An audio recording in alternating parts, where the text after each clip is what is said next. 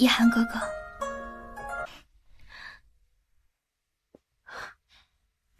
光天化日，不吃廉耻。殿下，皇后娘娘有请。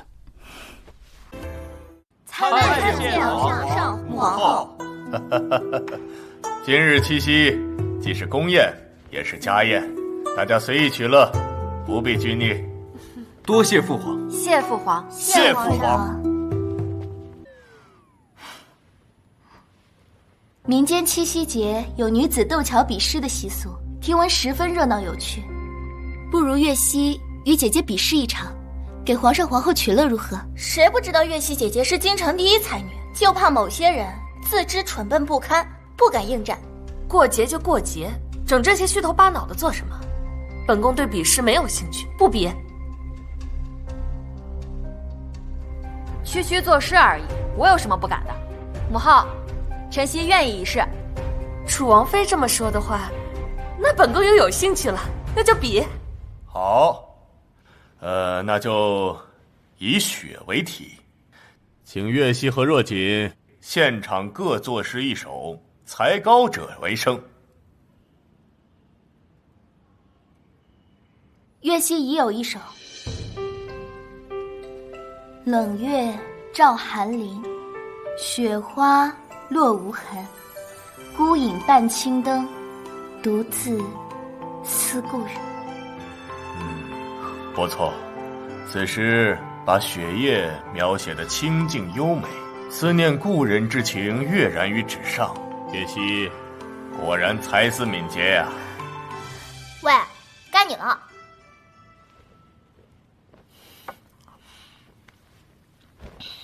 唉，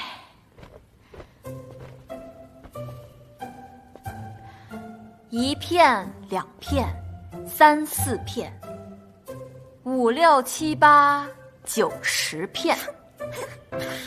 笑死我了！你这也叫诗？林若锦，你这诗不会是你娘那个商户女教的吧？四弟，你这个楚王妃就这点水平，简直把你们楚王府的脸都给丢尽了。千片万片无数片，飞入梅花都不见。好诗。此诗前三句看似平常，第四句却陡然将低谷推向奇峰，令人回味无穷。不愧是本宫的好儿媳啊！楚王妃的这首诗确实意境更胜一筹啊！林家从未请过教书先生，姐姐却能做出如此好的诗，此般天资，妹妹佩服。什么天资？我看就是作弊。这诗一定是你娘提前给你买好的，你们母女俩真不要脸。郡主，你有什么证据证明我在作弊？没证据又如何？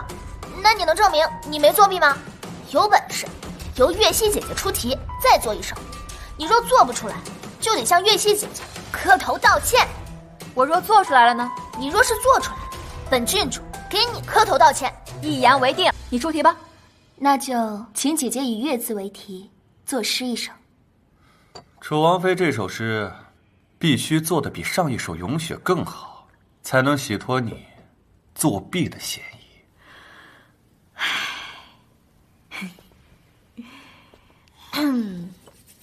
床前明月光，疑是地上霜。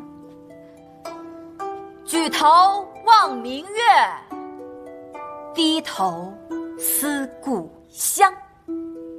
好诗，遣词质朴，读来却别有风味。望月思乡之情脱口吟成，浑然无际，且立意新颖，独具一格。不错，楚王妃的这首诗堪称吟月的千古绝唱啊！诗我做出来了，郡主，你是不是也该兑现你的承诺了？林若锦，你算什么东西？敢让本郡主给你磕头道歉？丹莎年幼，说话不分轻重，姐姐若如此较真，就显得不识大体了。郡主可是在替你出头，你既然这么大气，那不如就由你来替她受罚。姐姐别生气啊，妹妹也是为姐姐着想，毕竟郡主可是皇后娘娘的亲侄女，你这样公然欺负郡主，岂不是不把皇后娘娘放在眼里？哎，你可少给我扣高帽啊！君子一诺千金，这郡主是皇室中人，那说话更应该信守诺言，要不然不是更驳了皇后娘娘的脸面？放肆！你竟敢对姑母不敬，简直罪该万死！姑母，这林若姐必须重罚。好，身为皇族，自当作为表率，千金一诺，不可背弃。楚王妃这道理说得好。娘娘，她可是对您不敬。楚王妃句句在理，哪里来的不敬啊？还是在你林月熙眼里，本宫就是个小肚鸡肠、没有容人之量的皇后。月熙不该。但是你不是小孩子了，该为自己的言行负责。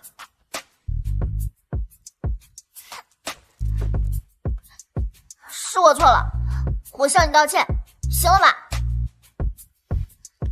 哎，起来吧。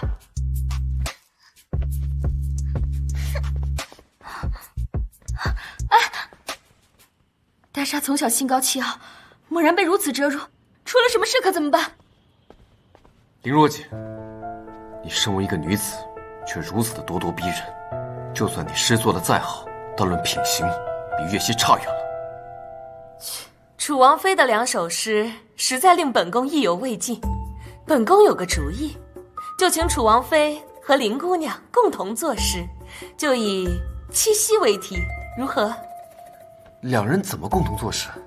这有何难？就由楚王妃来作诗，林姑娘来磨墨。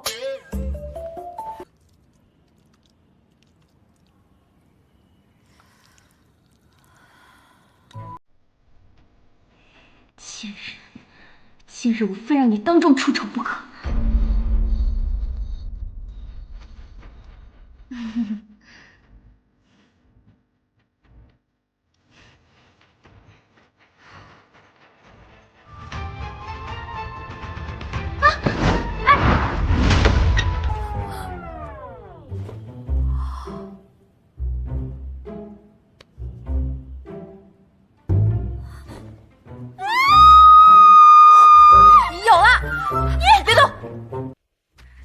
纤云弄巧，飞星传恨。银汉迢迢，暗度金风。哎，别动，别影响楚王妃作诗。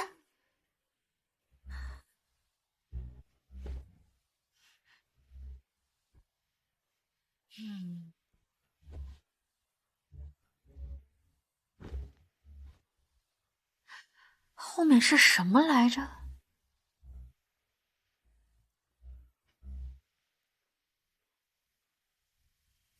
啊，想起来了，金风玉露一相逢，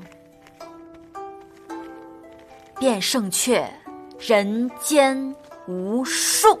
好一个金风玉露一相逢，便胜却人间无数啊！两情朕与皇后便是如此，又岂在朝朝暮暮？两情若是久长时，又岂在朝朝暮暮？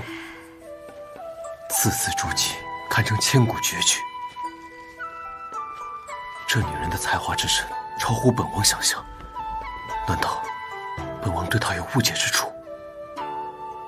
楚王妃这首词，独树一帜，立意高远，明写天上双星，暗写人间情侣，读来荡气回肠，感人肺腑，实乃传世佳作呀！来人，赏楚王妃珠宝10箱，绸缎100匹，黄金1000两。谢父皇。林若锦啊，林若锦，就算你恢复了容貌，会写几首破诗，那又怎么样呢？你喜欢的男人眼里就只有我，你拿什么跟我斗？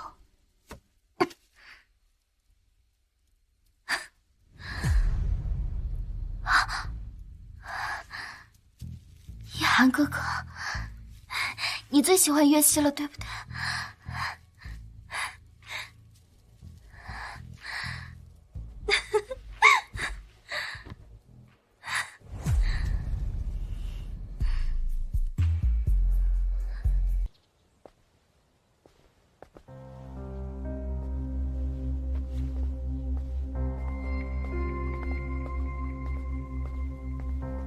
比试赢了我，你很得意吧？也不至于，毕竟赢你也不是什么难事。你再怎么牙尖嘴利，在我眼中，不过是个可怜虫罢了。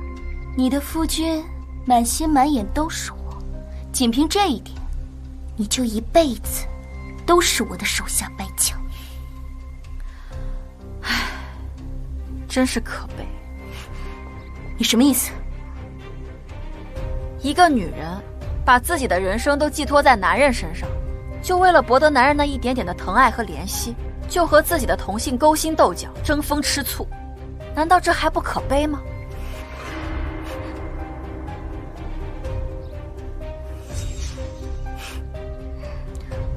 说得这么冠冕堂皇，我倒要看看，被你的夫君彻底厌恶后，你该怎么做。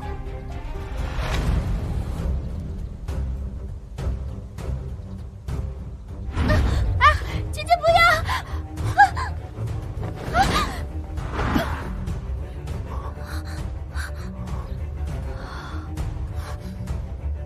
林若锦，月溪只是来祝贺姐姐，没想到姐姐对先前的事情如此介怀，还对我动了手。叶寒哥哥，月溪害怕。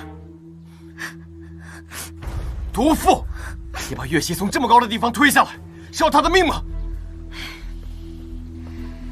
你还真是厉害啊，演得这么敬业，差点连我都陷了。本王亲眼所见，还能有假？叶寒哥哥，姐姐只是太爱你了，所以才嫉妒我，对我下此毒手。本来看你在宫宴上的表现，本王还对你有所改观，没想到你还是一样的阴险毒辣，下作至极，真是糟践了满腹诗才。你以为我愿意啊？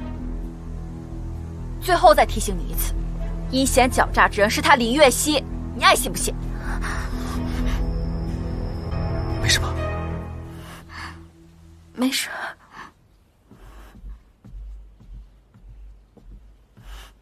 叶寒哥哥，月溪，这是月溪亲手为你熬的参汤，尝尝合不合口味。太麻烦你了，月溪，以后这种事情交给下人去做就行了。叶寒哥哥怎么跟月溪生分了？还是说，叶寒哥哥有了姐姐，就不喜欢月溪了？本王不是这个意思。没关系的，叶寒哥哥要是不喜欢月溪，大可以说出来。月溪保证，以后再也不出现在你面前，惹你烦心。本王对你的心从未改变。真的。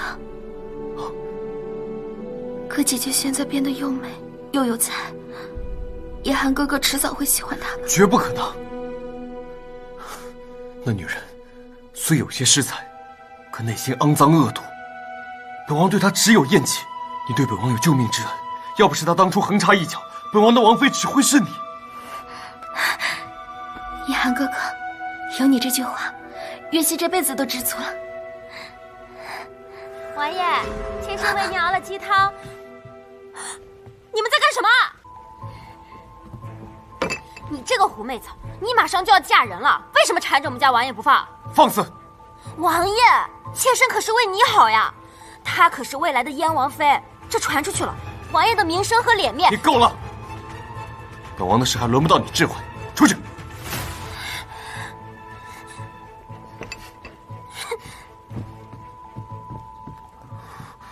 月溪，月溪，柳氏向来小肚鸡肠，言语刻薄，你别往心里去。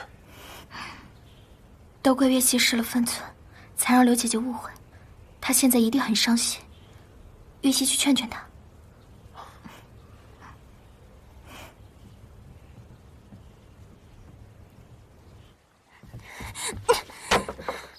一个林若锦没有解决，又来一个林月溪，贱人！你们都是贱人！你来干什么？你来看我笑话吗？刘姐姐，你现在的处境很危险，我是来帮你的。你什么意思啊？宫宴过后，林若锦的才名已经传遍京城，想必姐姐也略有耳闻吧。用不了多久，楚王就会爱上她。到时，这府上可就没有你的容身之所了。不过，我可以帮你除掉他。你为什么要帮我？楚王妃的位置原本就是我的，被他林若锦用下作手段夺了去，这口气我能忍吗？敌人的敌人就是朋友，不是吗？那你打算怎么帮我？那个女人可不好对付啊。你只需要把这个下在她的饮食里。下毒？不行呀，你当刑部那些人都是吃白饭的呀，到时候她倒是解决了，我也完蛋了。你放心，这是狼红花粉，没有毒性的。不过，若是房里有七星兰，再服用狼红花粉，他就必死无疑。你需要做的，只是在他毙命后，偷偷把七星兰偷出来。这样，就是刑部来了，也找不到任何蛛丝马迹。他死了，你就是楚王府唯一的女主人。到时，我在叶寒哥哥面前美言你几句，让他扶你做楚王妃，荣华富贵，还是扫地出门，你自己选择。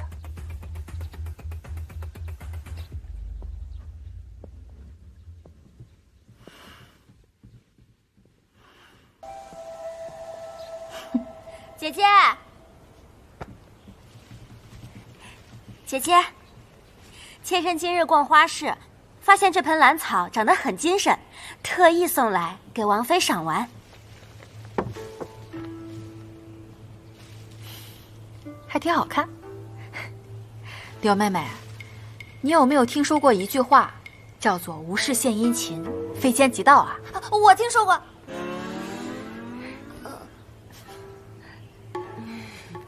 先前的事都是妾身的错，王妃既然已经嫁入王府，那就是妾身的主子，妾身以后一定好好服侍您。那还请王妃给妾身一个改错的机会。行，那这个我就收下了，多谢柳妹妹费心。那妾身就不打扰王妃了。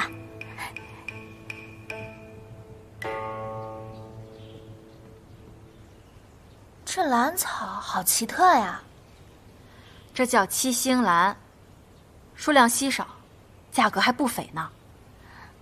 他肯定没安什么好心，要不奴婢把它拿去扔了？哎，不用，先留着它吧。我倒要看看，他还能耍些什么花样。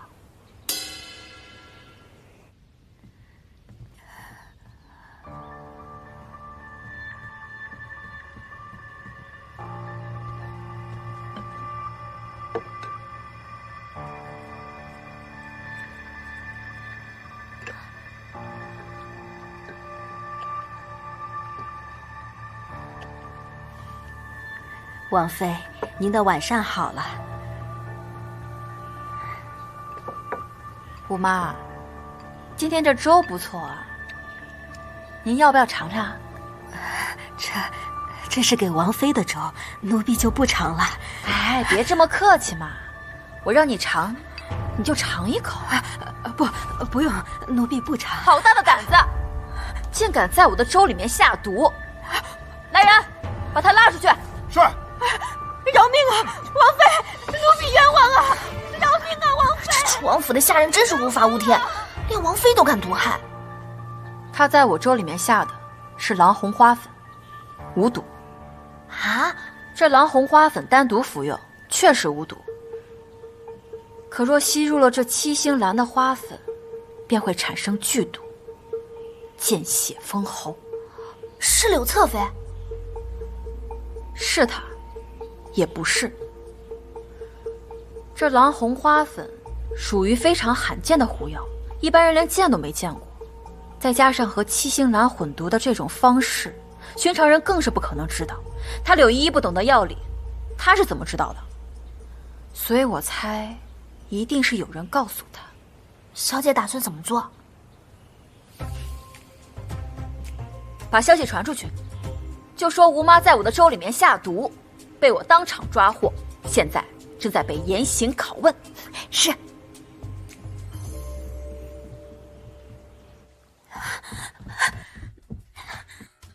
完了完了！听说吴妈给林若锦下药被抓了，正在被严刑拷打，怕是很快就要招了。这点事也做不好。这万一被林若锦知道是我给她下的药，那我就全完了。慌什么？别忘了，狼红花粉没有毒性。那你的意思是？你去找个机会，把七星兰偷回来，到时就算查到你的头上，单凭一碗没有毒的粥，他们也不能把你怎么样。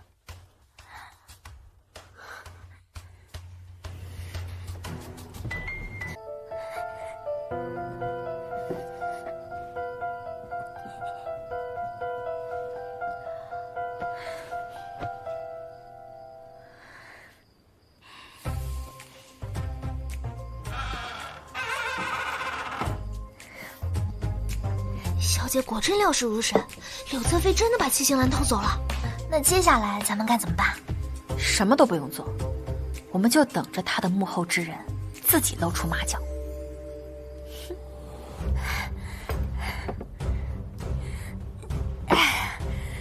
七星兰拿到了，我们总算安全了。哎，你被骗了，这根本不是七星兰。林若锦这个贱女人，她居然敢耍我！看来我们的计划都被林若锦识破了。可七星兰还在她手里，一旦吴妈招供了，我就完蛋了呀！你帮我想想办法呀！事到如今，我能有什么办法？你不管我了是吧？我告诉你啊，我就算完蛋了，你也好不了。我现在就去找王爷。我就说是你指使我这么干的，到时候大不了一起死。等等，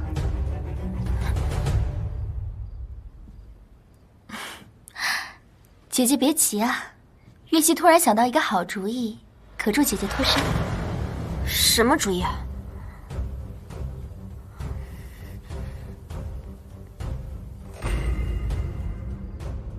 主意是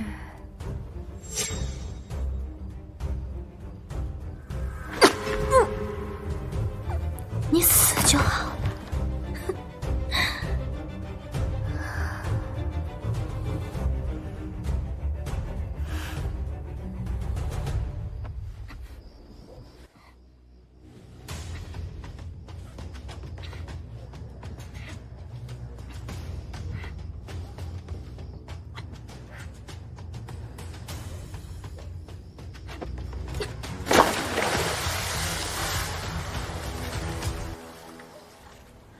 什么？今天一早，柳侧妃被人发现溺死在荷花池，满府震惊，连仵作都来了。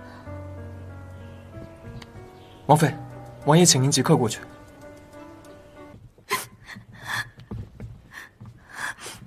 叶寒哥哥，柳妹妹死得好可怜，你一定要为她讨回公道。昨夜此时你在哪？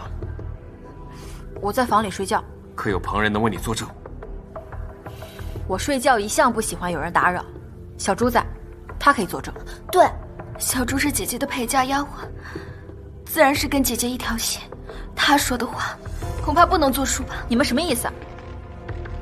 你是觉得我害死了柳依依？把你们刚才的话再说一遍。昨夜奴婢在园子当值，子时左右，忽然听到荷花池旁有人争吵，走近一看，原来是王妃与柳侧妃，因此奴婢没敢上前。哪知没过多久，就看到王妃把柳侧妃推下去了。你胡说！我昨天晚上根本就没有去过荷花池。奴婢不敢撒谎，而且当时在场的不止奴婢一个。没错，奴婢也看见。你既已看清是我推他入的荷花池，为什么不大声呼救，而是眼睁睁地看着他溺毙而亡？奴婢们当时太害怕，生怕王妃发现灭口，所以不敢呼救。奴婢该死，请王爷责罚。丫鬟们畏惧主子，这是天性。他们固然有罪，但罪魁祸首不是他们。你现在还有什么可说的？我说了，不是我害死的他，我和他无怨无仇，我为什么要害死他？听说昨日厨房的吴妈在姐姐的粥里下了毒，并且已经供出是柳侧妃指使的。可有此事？的确，他先送我七星兰，后让吴妈在我的粥里放入狼红花粉。狼红花粉和七星兰相加，会产生剧毒。所以你怀恨在心，杀了柳依依。我说过不是我，而且我也不认为柳依依会知道这么复杂的药理，她一定是受人指使。而且我的目标从来都不是他，而是他的幕后之人。人证物证俱在，你还在狡辩？你是把叶寒哥哥当傻子吗？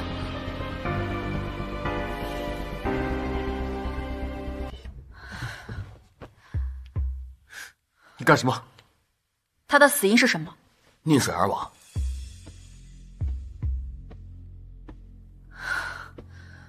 不可能。他是先被人杀死，后推入水中。姐姐，你怎么为了脱罪信口胡说呢？溺死之人在水中会剧烈挣扎，呼吸急促，因此口鼻之处应该有蕈状泡沫，手指应该会有泥沙和水草，气管和肺部也会有大量积水。可如果先被人害死，就不会出现以上症状。王爷如果不信，可以让仵作抛开他的肺部，看看里面到底有没有水。万万不可！妹妹已经够可怜了，怎么能因为姐姐的一番胡言乱语，就不给妹妹留个全尸啊？我倒是觉得他应该很希望看到害他之人可以被绳之以法。一派胡言！若柳侧妃真如你所说是被人杀死，那她全身上下为何没有任何伤痕？事已至此，姐姐，你就承认了吧。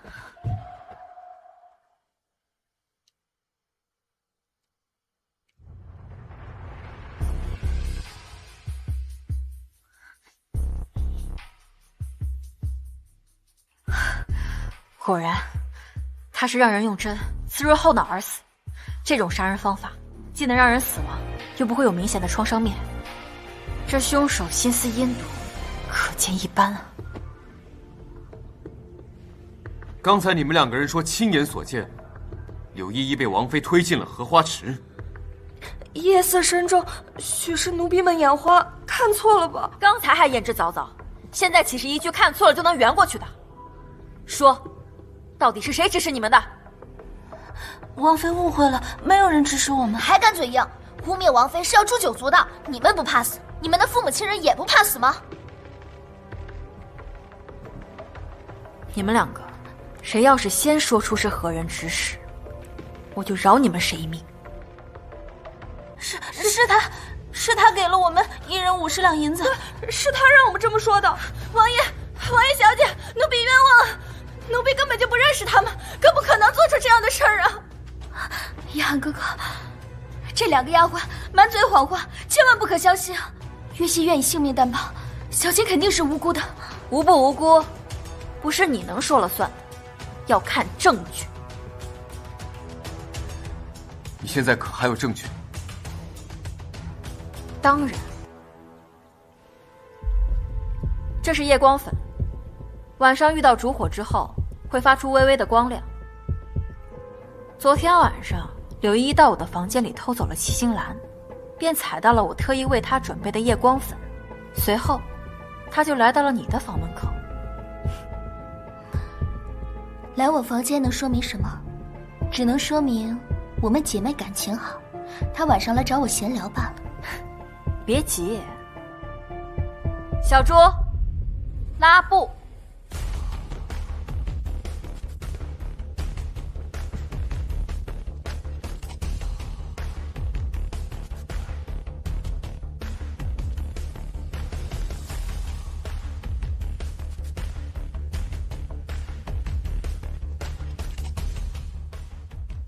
脚印一直到了这儿就没有了，证明昨天晚上柳依依根本就没有离开过这个房间。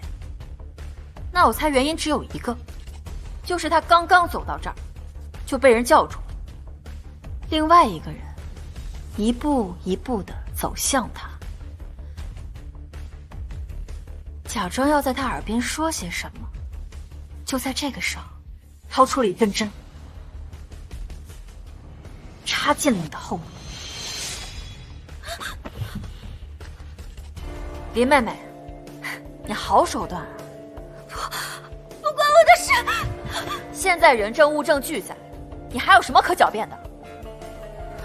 小琴，昨日我不在房中的时候，到底发生了什么？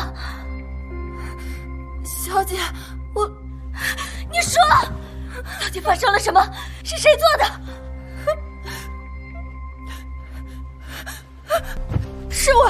是我做的，是我趁小姐不在的时候杀了柳侧妃，嫁祸给楚王妃。你为什么要那么做？我家小姐爱慕王爷，却被那个女人用下作的手段横刀夺爱。我家小姐心地善良，我却咽不下这口气。这一切都是奴婢的错，与小姐无关。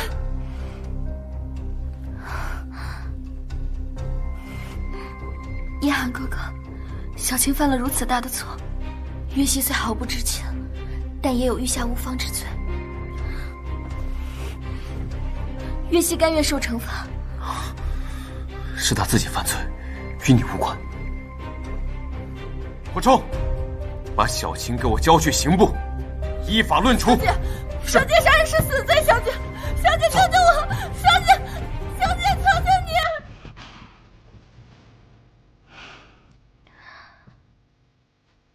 姐姐今天受委屈了，月溪替小琴给姐姐道个歉。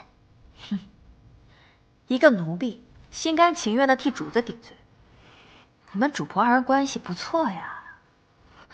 姐姐这话是什么意思？我的意思是，你惹我一次，我就拔你一颗棋子。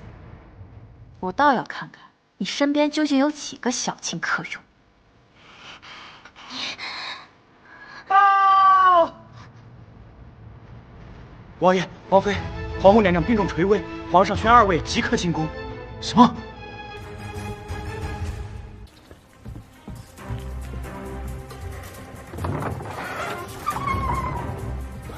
皇后情况如何？娘娘突发凶病，脉象已经微弱欲绝。微臣虽然用了药，但恐怕凶多吉少。凶病，那不就是现在的心肌梗塞吗？废物，治不好皇后，朕要你的脑袋！皇上明鉴呢，微臣已经尽力了。可是此病乃是凶险无比，它是出了名的绝症啊！医书上记载，得此病者，说，旦发夕死，夕发旦死啊！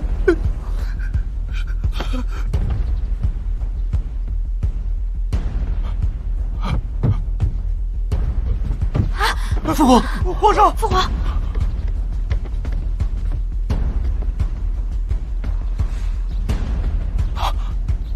皇上这是急火攻心，好在并无大碍，服些安神的药即可。反正母后也好不了了。父皇，我来照顾父皇。父皇，慢点。小心，父皇。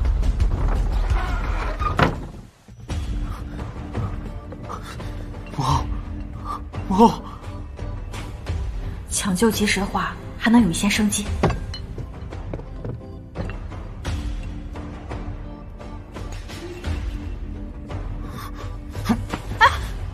你干什么？放开我！我能治母后的病。连太医都束手无策，你那微末的医术又有什么用？本王绝不允许你拿母后的身躯冒险！出去！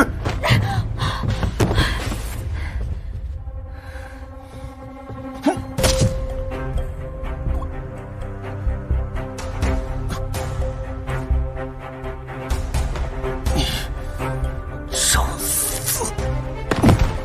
再多一句废话，母后就多一分危险。起开，别碍手碍脚。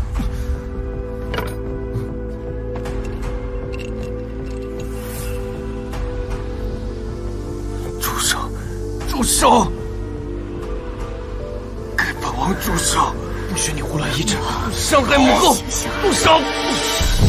糟了，那药……你好大的胆子，居然敢对母后胡作非为！母后危在旦夕，你还敢胡乱吃药，你这是在害死她！孩儿，母后，小孩，母后，母后，你醒了。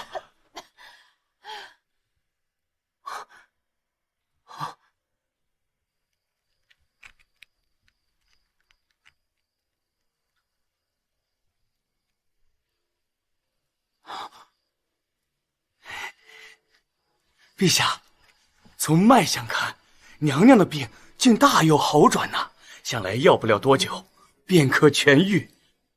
太好了，孩儿，你的王妃救了皇后，这份功劳朕记下了。等皇后痊愈，朕重重有赏。多谢父皇。谢父皇。起来吧。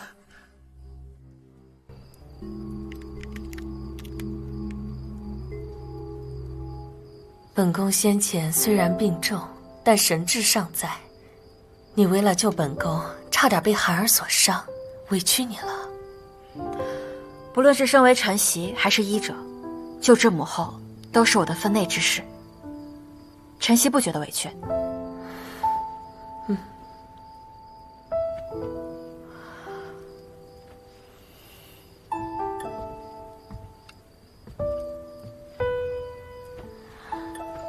这是本宫的令牌，见它如见本宫亲临。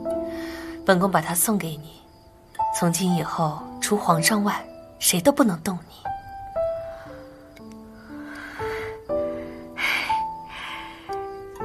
谢谢母后。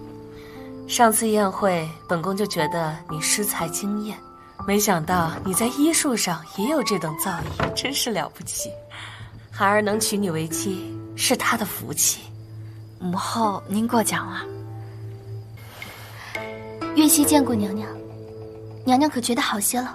好多了，多亏了楚王妃，回头本宫准备让涵儿替我好好谢谢她。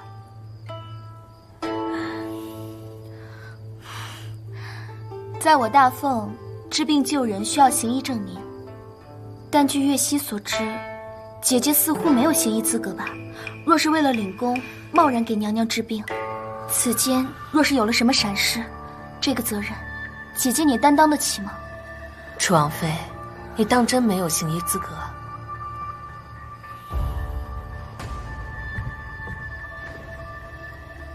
回母后，臣媳的确没有。娘娘，你听见了，她自己都承认了，她无证行医，触犯了大凤律法，这可是犯了大错。无证就无证，你一口一个姐姐喊的倒是亲切。楚王妃犯了错，你这么高兴做什么？月夕没有，娘娘误会了。楚王妃虽无行医资格，但明知触犯律法，却依然挺身相救，这等赤子仁心，堪为天下医者表率。来人，立刻给楚王妃颁发行医资格文书。谢母后。娘娘，你是不是弄错了？姐姐她违法行医，这是置您的生命安危于不顾，理应杖责5师才对。您就这么饶过她，我都替娘娘觉得委屈。委屈？本宫都不觉得委屈，林姑娘有什么可委屈的？楚王妃与本宫有救命之恩，可你却处处针对她，难不成本宫康复你很不满意？娘娘息怒，月夕不敢。对对对，林妹妹呢，只是一不小心把实话说出来了而已。母后，您随便杖责她10棍8棍的，小惩大戒一下便可。娘娘饶命！玉玺只是担心娘娘的安危，绝无他意。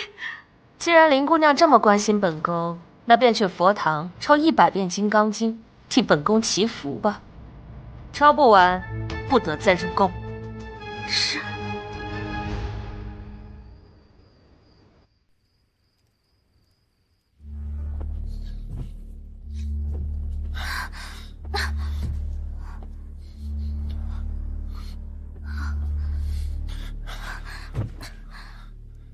都怪林若锦那个贱人，撞大运救了皇后，现在皇后明里暗里偏帮着她，可气死我了。不仅如此，萧夜寒生母出身微贱，父皇原本对她并不重视，可如今明显已有改观。再这样下去，她迟早会威胁到本王的地位。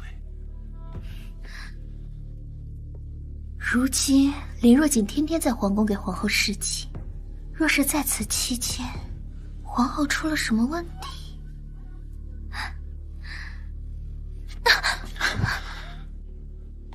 皇后出事，林若锦必定难逃其责，萧夜寒也从此没了靠山，岂不任人揉捏？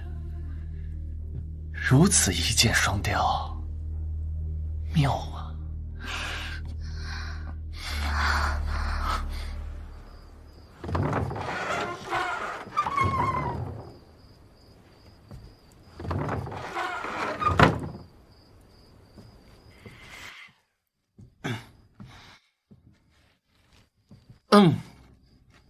母后的病，当真已无大碍。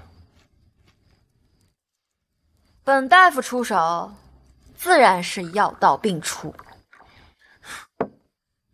先前是本王低估了你的医术，本王视母后如生母，你既然救了母后，本王自然会好好报答你。真是难得啊！王爷竟然也有狗嘴里吐出象牙的时候啊！大胆！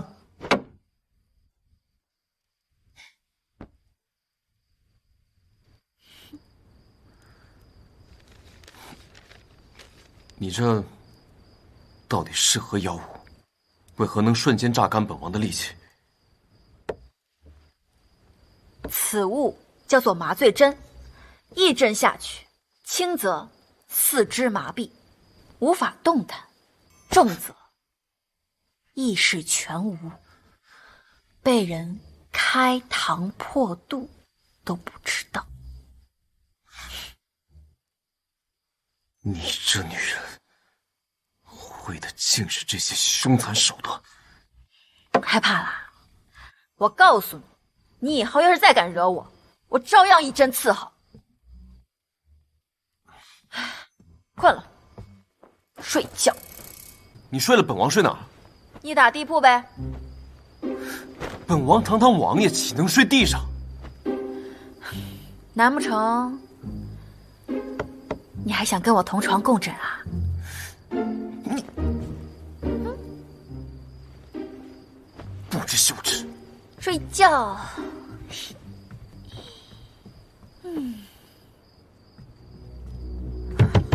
王妃，王爷，王妃，王爷，皇后娘娘又不好了，你快去看看吧。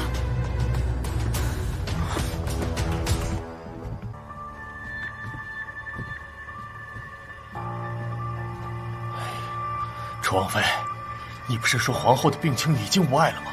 这又是怎么回事啊？前些天皇后娘娘的病已经有所好转，如今却反而更严重。若不是姐姐贪功冒进，给娘娘用了虎狼之药，这才掏空了娘娘的身子。父皇，母后这症状像是中毒。中毒？一派胡言！母后好端端的，怎么会中毒？依本王看，就是你医术不精，治坏了母后。皇后宫中哪儿来的毒药？这件事情确实蹊跷，还请父皇让我仔细查看一下，我找到病因才好对症下药啊。父皇万万不可信他，什么中毒？我看就是你为了脱罪找的借口。因为姐姐的治疗，母后如今生死未卜，断不可再有任何闪失了。父皇，母后的病情延误不得，既然她言之凿凿，您不如再给她一次机会。她是你的王妃，她治坏了母后，你也难逃其责。如果当真是她的问题，本王第一个饶不了她。不过，现在事情还尚未分明，三哥就急着给她定罪，难道心中有鬼？我心中有鬼？你胡说！难道不是？都给朕住嘴！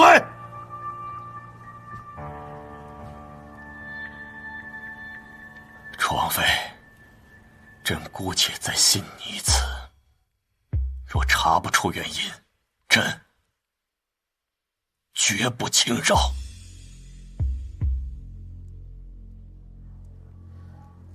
我想要检查一下昨晚母后的一应饮食。皇后娘娘昨晚只进了一些八宝糕和汤药，要是老奴亲手煎的，绝对没问题。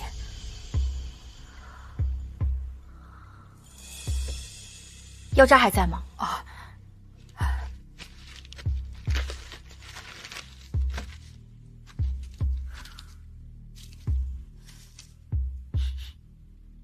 可有什么问题？这药渣和八宝糕都没有毒。够了，别再浪费时间了。就是你胡乱医治，害了母后。来人，给朕把楚王妃拿下！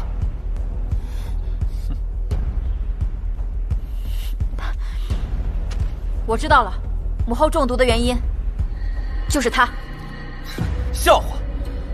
父皇，他明明刚刚才说过，八宝糕并无毒性。我看他就是狗急跳墙，随便指样东西来顶罪。这八宝糕中确实无毒，可是这里面加了赤蛇豆。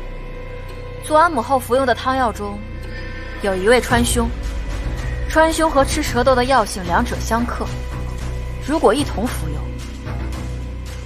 便会产生剧毒。那此毒你可能解？现在既然已经找到原因，对症下药即可。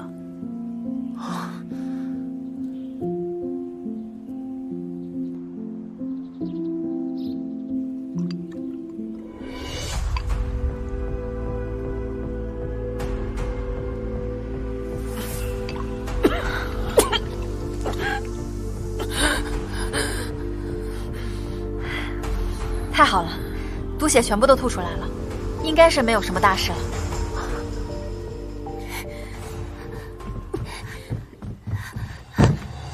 皇上，奴婢已经查明了，八宝糕就是他做的。回皇上，奴婢真不知道八宝糕竟会和娘娘的药性相克，奴婢实属无心之失。就算你是无心之失，损伤母后凤体便是死罪。来人，把他拖下去，乱棍打死！皇上饶命！皇爷饶命！皇爷饶命！哎，皇上饶命！等一下，平常的八宝糕中不会用到赤蛇豆，而且赤蛇豆属于狐药，在大奉都极为少见，所以这件事情根本就不是巧合。朕问你，为什么要这么做？你这个贱婢，竟敢故意毒害母后！父皇，儿臣觉得理应将她立刻拖下去，乱棍打死。她只是一个小小的宫女，怎么可能会懂得狐药混毒这种方法？燕王殿下这么着急就把她发落，难不成是因为你自己做贼心虚？你胡说，本王才没有。是谁指使你这么做的？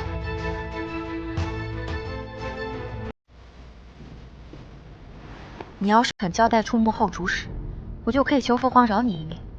你要是不交代，慎行司里的那些手段，你自己是知道的呀。是，你就招了吧。就算不为自己考虑，也想想宫外的父母家人。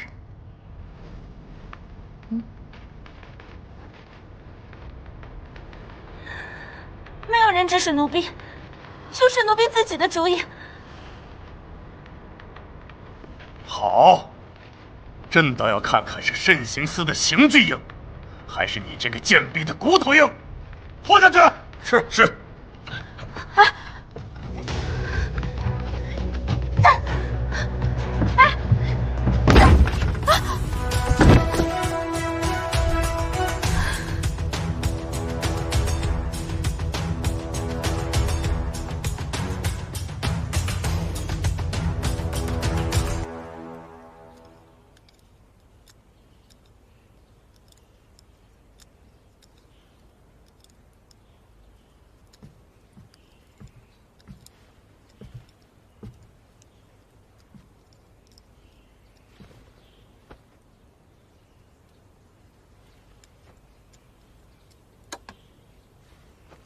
你在做什么？你自己看看吧。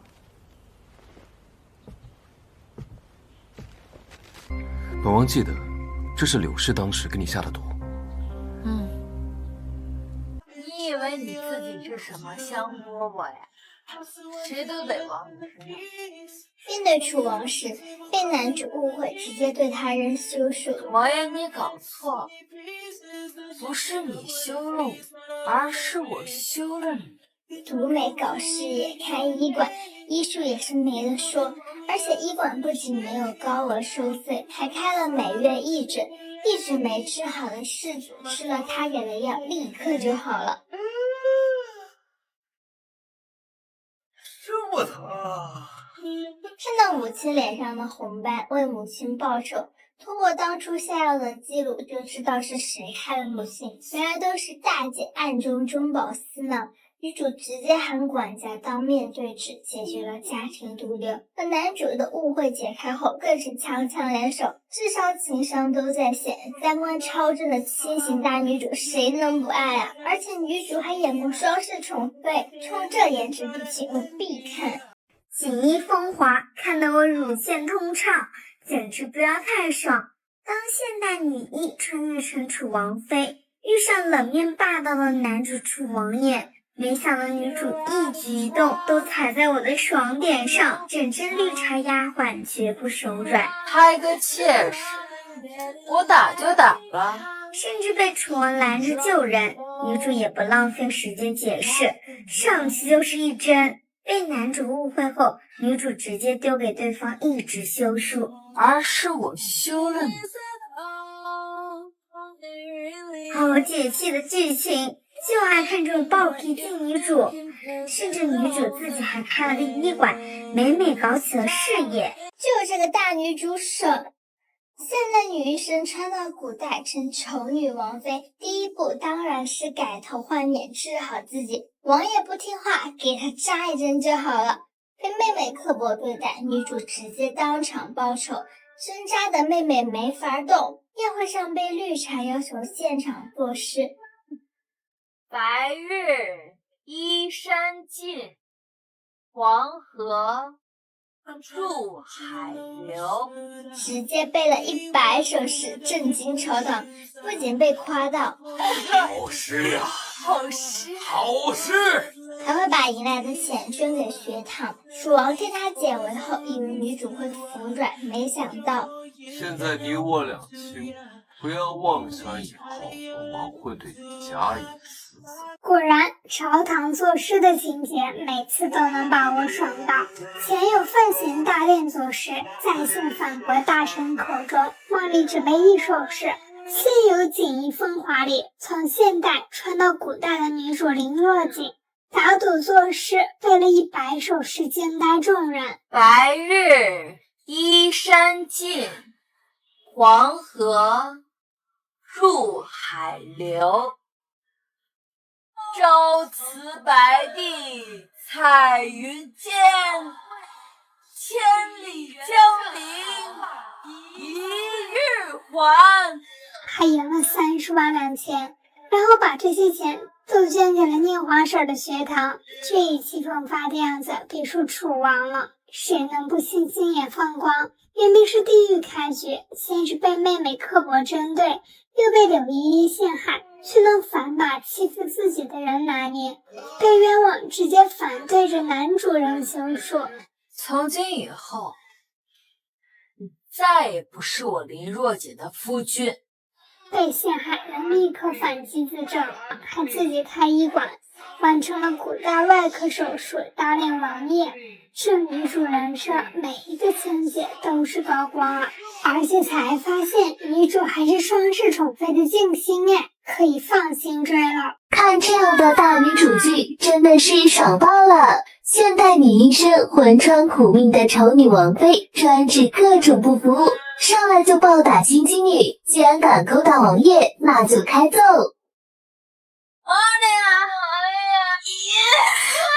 回到家后，父亲责怪她嫁给王爷，却没给家里带来利益。废子，非得能嫁给王爷，为家里添些助力，发现自己只是被利用的工具，直接当面开怼。沦落到卖女穷。在吃饭聊天时，附近的小介瞧不起自己母亲，瘸着腿在外面流浪了半个月，还是被官兵抓到了。原来沈怀瑾还是在大婚前一天暴毙了。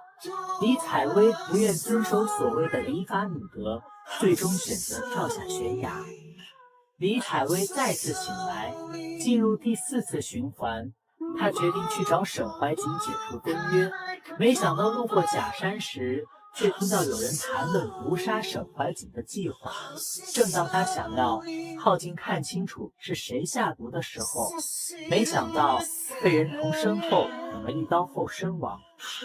第5次醒来，时间提前到了大婚前30天。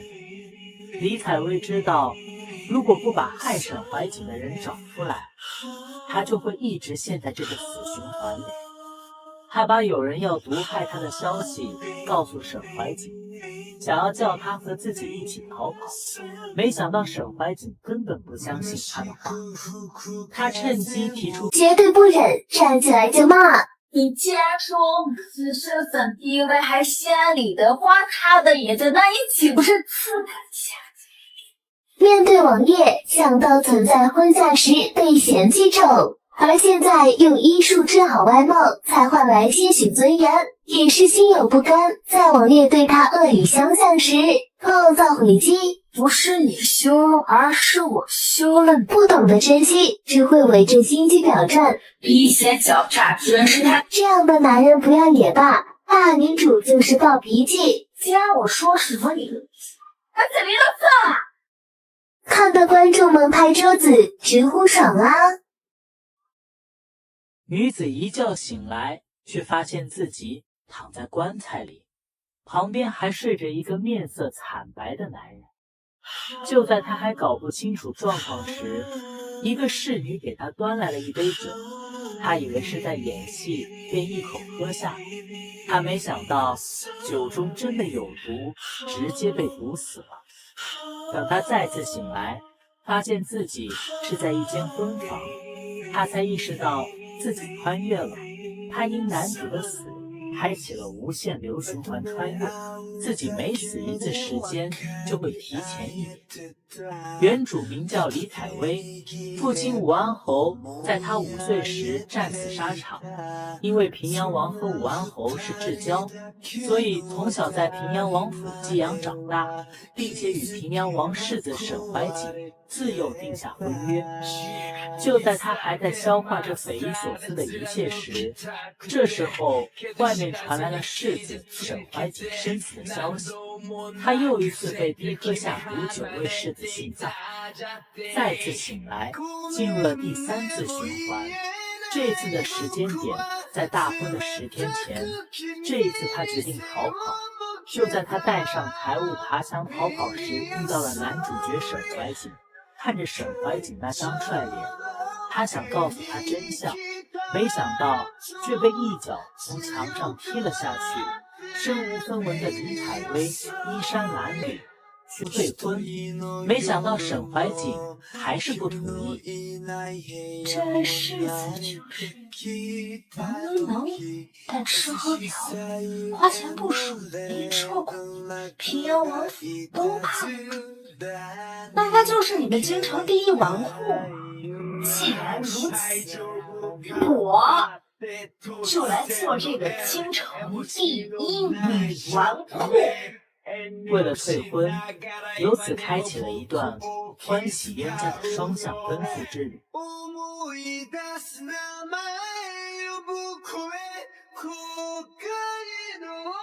绿茶竹马见缝插针，在宴会上为难女主，让她背诗，结果女主怒背一摆手，飞流直下3000尺，疑是银河若9天。此路不通的绿茶又在男主面前装可怜，陷害女主，结果女主根本不在乎。你爱信不信？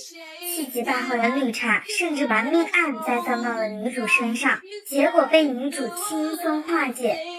不仅解决了温亚，还查出了幕后凶手正是绿茶竹马，还做到了让男主反过来求他原谅。